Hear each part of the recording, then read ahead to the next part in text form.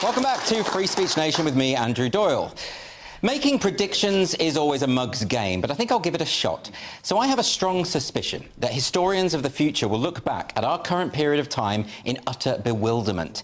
How is it, they will say, that a supposedly sane society permitted the medicalisation of children who did not conform to gender stereotypes? How is it that figures in authority in the political class and the medical establishment thought it was a good idea to encourage the use of puberty blockers, which almost always lead to the taking of cross-sex hormones and sometimes irreversible surgery, for kids too young to possibly consent to such interventions? None of this makes sense.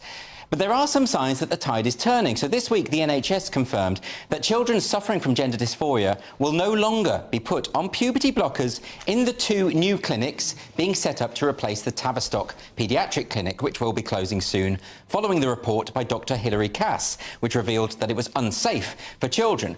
The NHS has noted the ominous exception of clinical tests, which might end up being a loophole. The draft policy still uses language such as gender affirming, so we probably still have a long way to go. We're going to have to wait to see what happens, but this is definitely a promising development. Things aren't looking so positive in Wales and Scotland, where the governments have seemingly been entirely captured by gender identity activism. And the same is true of the US and Canada. But gradually, reason will prevail. For one thing, the Tavistock is going to close, although that closure does seem to keep being postponed. And one of the reasons why it was considered unsafe was the use of puberty blockers. The Cass review confirmed that there was simply not enough research into the long-term impact of these treatments. And one would have thought, when it comes to doling out drugs to kids, we might want to be sure that we're not putting them in danger.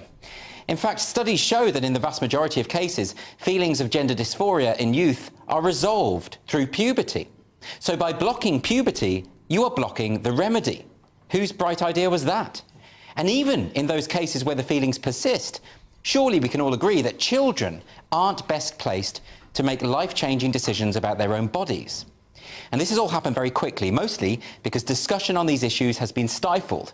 Only today, Dr. Ahmad Malik has tweeted out a thread confirming that he is being investigated by the General Medical Council for expressing concerns that there has been an alarming increase in cases of child gender dysphoria and surgery. But why should this lead to an investigation? Dr. Malik is simply asking some legitimate questions, and it's bizarre that a health professional raising the alarm should be treated as some kind of heretic who needs to be silenced. All of this can be explained with one word: ideology.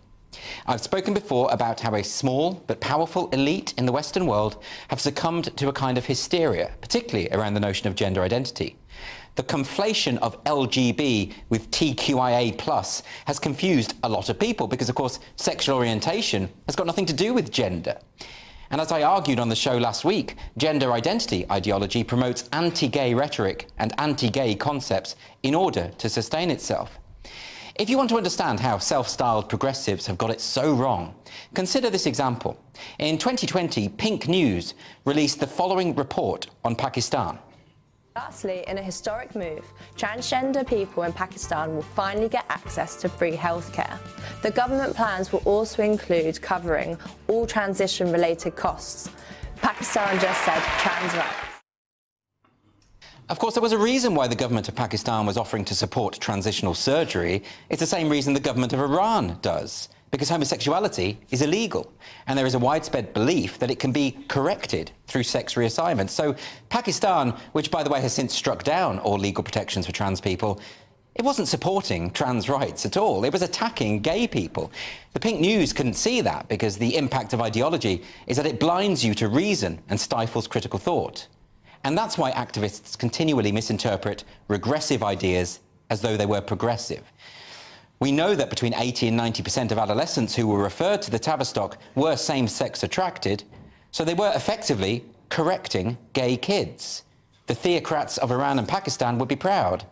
And even for those kids who weren't same-sex attracted, surely there needed to be more discussion. Surely we should be telling young people that there is no one way to be a boy or a girl, that being a tomboy doesn't make you less female, and playing with dolls doesn't make you any less male. And certainly being gay doesn't mean you're trapped in the wrong body. But in recent years, we've been avoiding those conversations, and as a result, we've been regressing. This latest statement from the NHS is a step in the right direction. Admittedly, it's only a small step, and what feels like an impossible journey. But if I'm right, the historians of the future will be baffled that we ever allowed ourselves to stray from the path of reason in the first place.